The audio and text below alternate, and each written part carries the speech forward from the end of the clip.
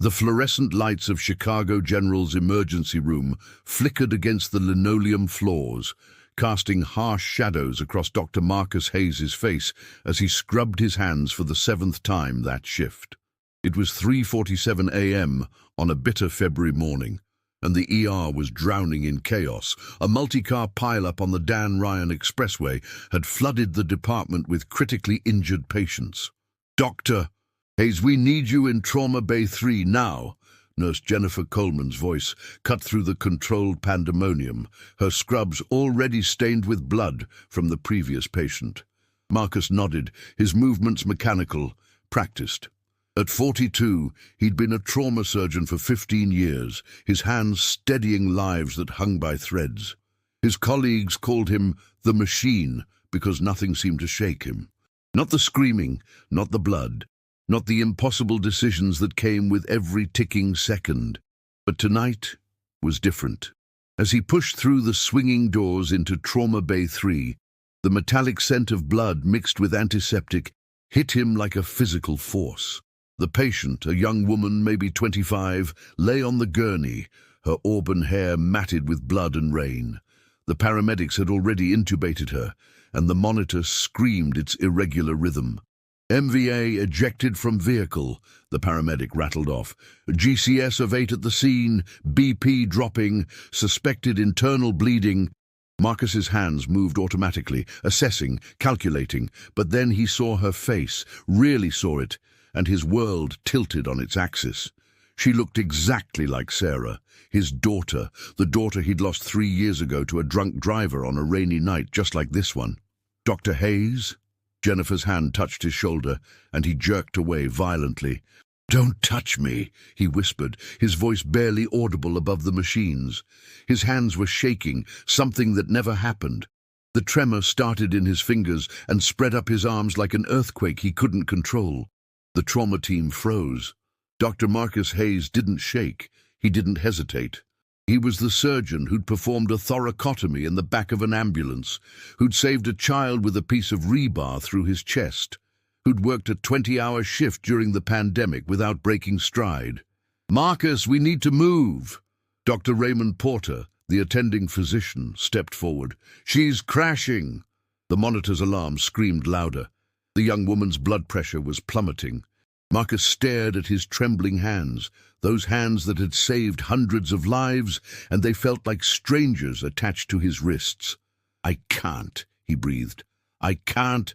"Then step aside," Raymond said firmly, not unkindly. "Now." Marcus stumbled backward, watching as Raymond took his place, barking orders that Marcus should have been giving. Jennifer caught his arm, guiding him out of the trauma bay into the harsh light of the hallway. "Sit," she commanded, pushing him onto a bench outside the staff lounge.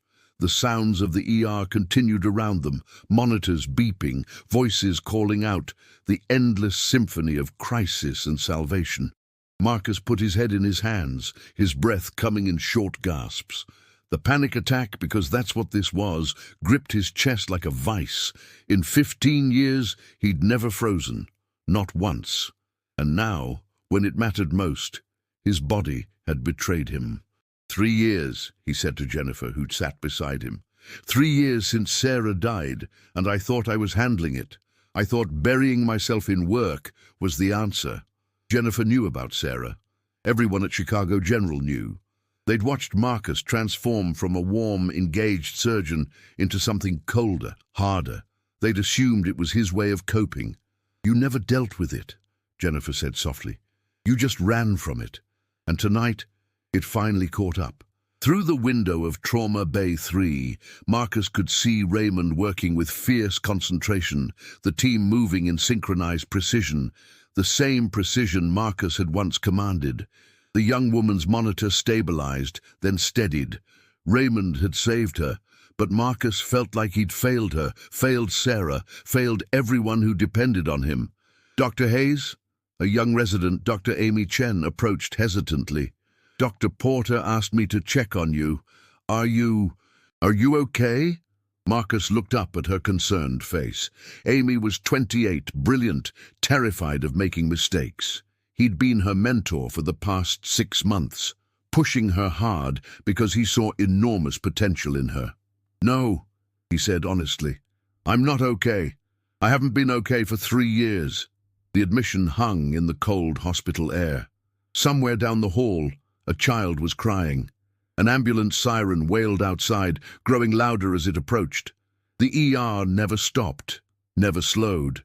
It demanded everything from those who worked within its walls. Marcus stood slowly, his legs unsteady. "Tell Dr. Porter I'm going home. Tell him—" He paused, the words difficult to form. "Tell him I need help." As he walked toward the staff exit, past the familiar chaos he'd always found refuge in, Marcus realized that his next move would determine everything. He could keep running, keep hiding behind the surgical mask and the endless stream of patients. Or he could finally face the grief he'd been avoiding since that terrible night when a police officer knocked on his door with news that shattered his world. The automatic doors slid open, and Chicago's winter wind hit him like a slap.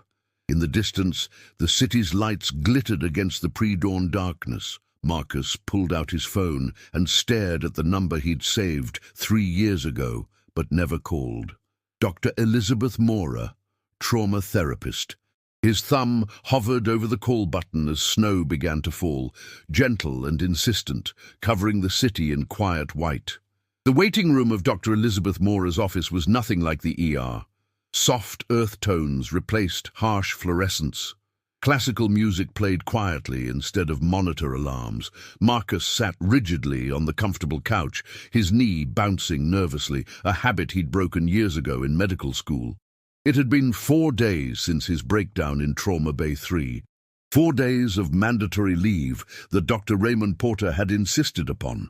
4 days of sitting in his empty brownstone in Lincoln Park, surrounded by medical journals he couldn't focus on and photos of Sarah he couldn't bear to look at.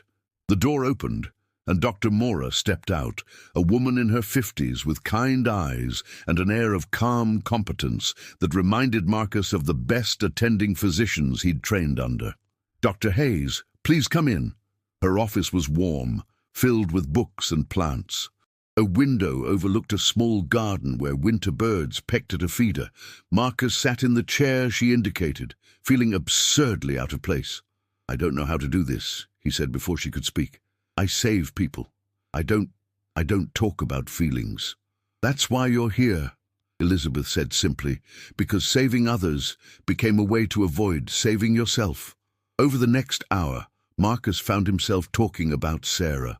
Really talking, for the first time since her death. She'd been 21, a junior at Northwestern studying environmental science, brilliant, passionate, full of plans to change the world. She'd been driving home from a study group when a drunk driver ran a red light at the intersection of Clark and Diversey. "They brought her to Chicago General," Marcus said, his voice hollow. "My own ER. I was in surgery when it happened. By the time I got to her, she was already gone. Raymond tried to save her, but the injuries were too severe." "And you've been trying to save her ever since," Elizabeth said quietly. "Every patient that comes through those doors, especially the young ones, the trauma cases, you're trying to rewrite that night." Marcus felt something crack inside his chest. It should have been me operating on her. Maybe I could have done what Raymond couldn't, what no surgeon could have done. Elizabeth leaned forward. "Marcus, you know better than anyone that some injuries are incompatible with life. You tell families that truth every week. Why can't you accept it for yourself?" The question hung in the air. Outside, a cardinal landed on the bird feeder, a splash of red against the grey Chicago winter. "Because if I accept it," Marcus whispered, "then she's really gone, and I have to feel all of it. The anger, the guilt, the unbearable weight of her absence." "Yes," Elizabeth said, "you do." The sessions became routine. 3 times a week, Marcus sat in that chair and learned to feel again. It was agonizing, like rehabilitation after a severe injury, each step painful, progress measured in inches. Meanwhile, back at Chicago General, life continued without him. Dr. Amy Chen called regularly with updates, her voice careful. Dr. Porter has been covering your cases. The young woman from that night, her name is Rebecca Morrison. She's recovering well. They had to remove her spleen, but she's going to make it." "That's good," Marcus said, and meant it, though the guilt still gnawed at him. "Marcus," Amy said, her voice uncertain, "can I ask you something? How do you handle it? The ones we lose." He was quiet for a long moment. The old Marcus would have given her the standard response. You compartmentalize, you move on, you focus on the ones you can save. But that advice had nearly destroyed him. "Honestly, Amy, I didn't handle it. I buried it until it buried me." He paused. "But I'm learning that maybe the only way through it is to actually feel it, to grieve, to hurt, to admit that we're human, and this work breaks us sometimes." After 6 weeks, Dr. Mora suggested Marcus was ready to return to work, but with conditions: continued therapy, reduced hours, and no overnight shifts for the first month. "You need to rebuild your relationship with the ER," she explained. "Right now, it's tangled up with trauma and avoidance. You have to learn to be present there again without using it as an escape." His first day back was a Monday in late March. The ER staff welcomed him with cautious warmth. They'd been told about his situation, that he was dealing with PTSD related to his daughter's death. Jennifer gave him a quick hug that he actually returned. "Welcome back, Marcus. We missed you." Dr. Porter pulled him aside before his shift started. "Take it slow. If you need to step away from a case, step away. No judgment." The shift started quietly. A broken arm, a case of pneumonia, a teenager with appendicitis. Marcus moved through each case methodically, feeling his confidence slowly return. But he was different now. He took time to explain things to patients, to see them as people rather than problems to solve. Around 2 p.m., the ambulance bay doors burst open. 32-year-old male, construction accident, penetrating chest trauma. Marcus felt the familiar surge of adrenaline, but this time, something else came with it. Awareness, presence. He wasn't running toward the trauma to escape his pain. He was running toward it because this was his calling, his skill, his purpose. In Trauma Bay 3, the same room where he'd frozen 6 weeks ago, Marcus worked with steady hands. The patient, a construction worker named Miguel Torres, had a rebar penetration just below the clavicle. Marcus's team worked in perfect synchrony, his commands clear and calm. "Okay, Miguel," Marcus said, looking directly into the frightened man's eyes. "I know you're scared, but I'm going to take care of you. My name is Dr. Hayes, and I'm very good at my job. I need you to trust me." Miguel nodded, tears streaming down his face. "My wife, my kids. We're going to get you back to them," Marcus promised. The surgery was delicate, requiring precision and patience. Marcus felt every second of it, present in a way he hadn't been in years, not running from the fear, not burying the emotions, but channeling them into focus and care. 3 hours later, Miguel Torres was stable and headed to ICU. His wife, Rosa, grabbed Marcus's hand in the hallway. "Thank you," she sobbed. "Thank you for saving my husband." Marcus squeezed her hand gently. "He's strong. He fought hard. You'll be able to see him soon." As Rosa walked away, Jennifer appeared at his side. "You did good today, Marcus. Really good." He nodded, feeling the exhaustion down to his bones, but also something else, something that felt like healing. That night, Marcus drove to Graceland Cemetery on the north side. Sarah's grave was near a large oak tree, just as she would have wanted. He'd only visited once before, right after the funeral, unable to face it again. Now he sat on the cold ground beside her headstone, the spring evening turning the sky purple and gold. "I'm sorry I've been gone, sweetheart," he said to the marble stone. "I'm sorry I couldn't save you. I'm sorry I tried to save everyone else instead of dealing with losing you." The wind rustled through the oak's bare branches. "I'm getting help now. I'm learning to live with this, even though it hurts more than anything I've ever felt. Doctor, Mora says that's okay, that grief is just love with no place to go. I'll always love you, Sarah, always." He sat there until the stars came out, talking to his daughter, crying freely for the first time since her death. And when he finally stood to leave, placing a hand on her headstone, Marcus felt something shift inside him. The grief didn't disappear. He knew now it never would, but it no longer controlled him.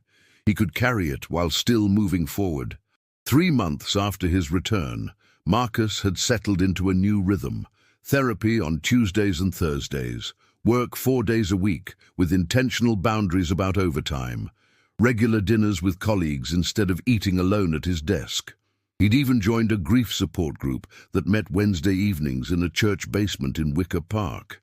It was there, surrounded by others who understood loss, that Marcus began to truly heal.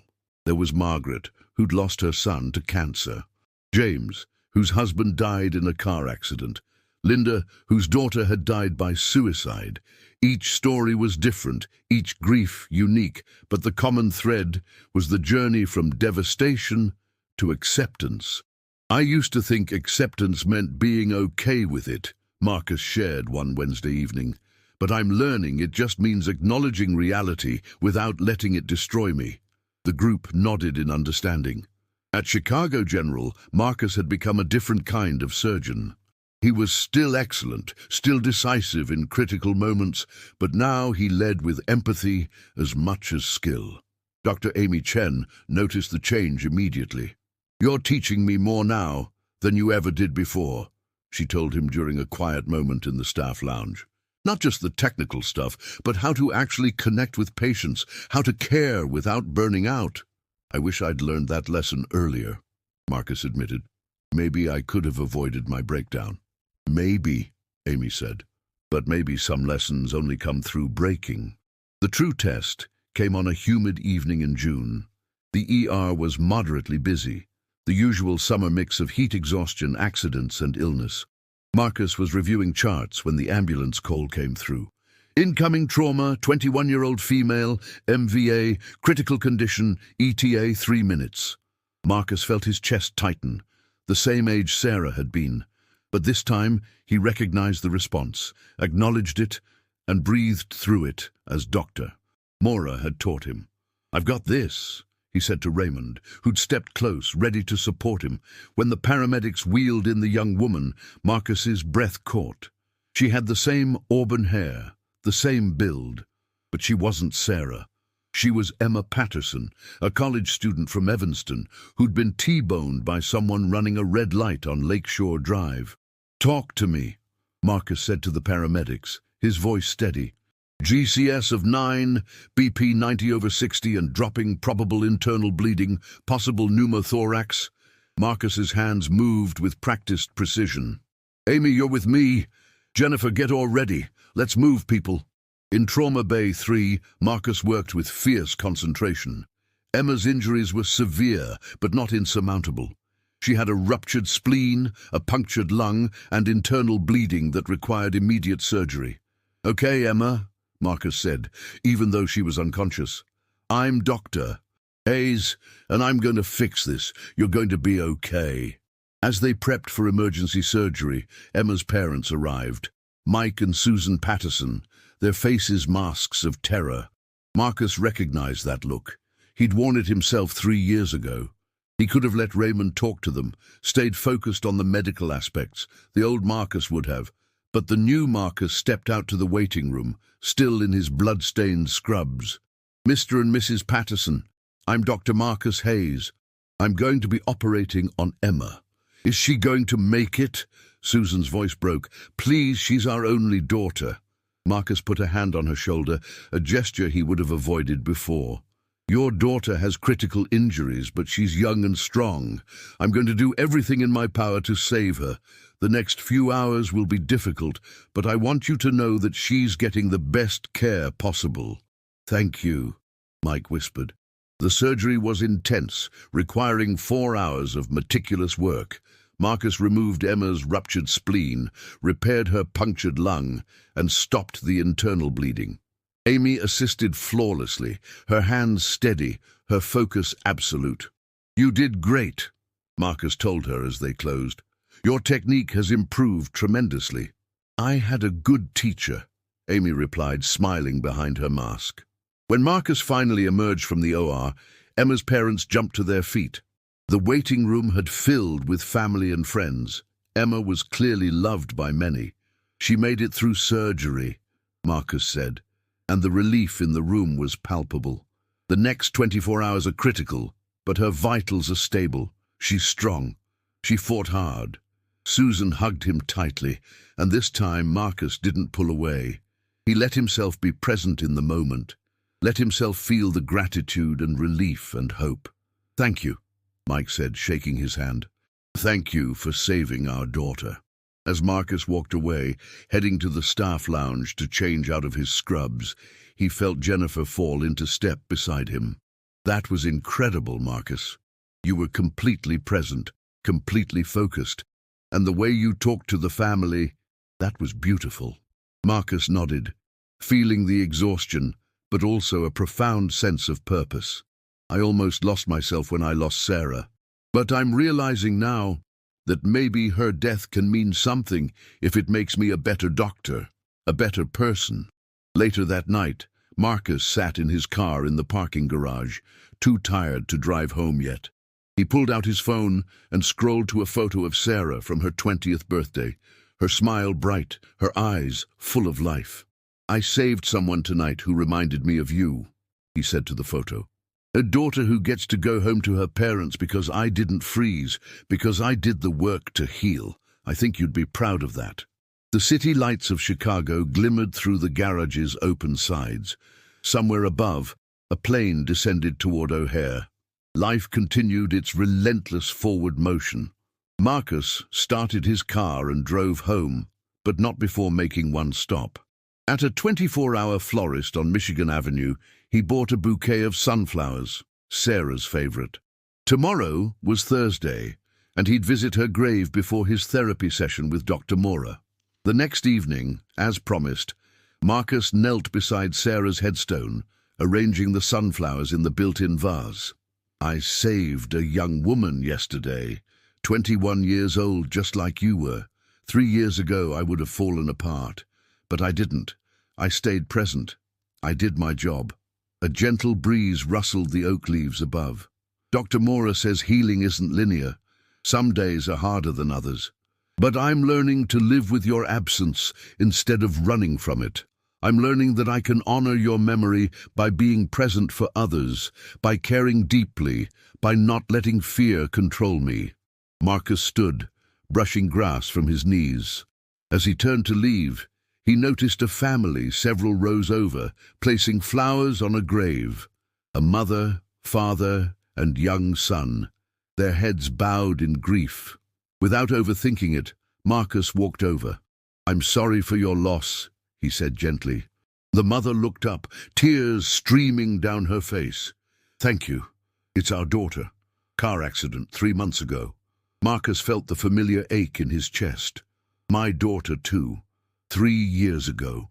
They stood in shared silence, two strangers connected by the terrible bond of loss. "Does it get easier?" the father asked. Marcus considered the question carefully. "It gets different. The pain doesn't disappear, but you learn to carry it. And some days, you'll find moments of joy again. You'll laugh, you'll feel grateful, you'll remember them without it destroying you." "Thank you," the mother whispered. "We needed to hear that."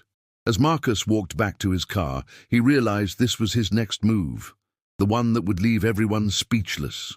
Not grand gestures or heroic saves, but this, choosing to live fully despite the grief, choosing to connect despite the pain, choosing to be vulnerable enough to help others carry their burdens. The following week, Marcus approached Dr. Porter with an idea. "I want to start a support group for ER staff who've experienced trauma or loss. So many of us carry this weight alone, and I think we could help each other." Raymond looked at him with something like pride. "That's an excellent idea, Marcus. I'll support it fully." The group started small, just 5 people in the hospital's conference room on Monday evenings. But word spread. Nurses, doctors, paramedics, all carrying their own griefs and traumas, finding space to share and heal. Dr. Amy Chen attended regularly. "I lost a patient last week," she shared one evening. A kid only 7 years old. I can't stop thinking about it. That's normal, Marcus said gently. Feel it. Don't bury it like I did. Grieve for him. Honor what his loss teaches you, and then carry that forward to the next patient who needs you. Months turned into a year.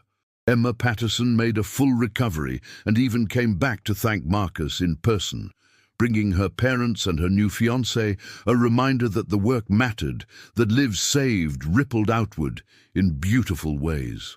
On the 3rd anniversary of Sarah's death, Marcus didn't work.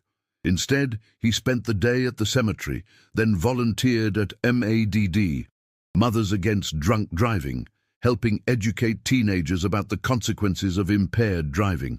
"This is for Sarah," he told the group of students. "My daughter was killed by a drunk driver 3 years ago. I'm a trauma surgeon, and I see the aftermath of these decisions every single day. Please, make better choices. Please, don't let another family go through what mine did." The room was silent, the teenagers' faces solemn and thoughtful. That evening, Marcus returned to Chicago General for his shift. As he walked through the ER doors, he felt the familiar surge of purpose, but now it was balanced with self-awareness and boundaries. A new trauma call came through, a construction accident with multiple casualties. Marcus took a breath, centered himself, and moved forward. "Let's go, people. We've got lives to save." As he pushed through the trauma bay doors, Marcus realized he'd finally found what he'd been seeking. Not escape from grief, not immunity to pain, but the strength to carry both while still showing up fully for others. His breakdown in Trauma Bay 3 had seemed like the end of his career, the final proof that he'd been broken beyond repair. But it had actually been the beginning, the moment when he stopped running and started healing. And that, Marcus knew, was the real story worth telling.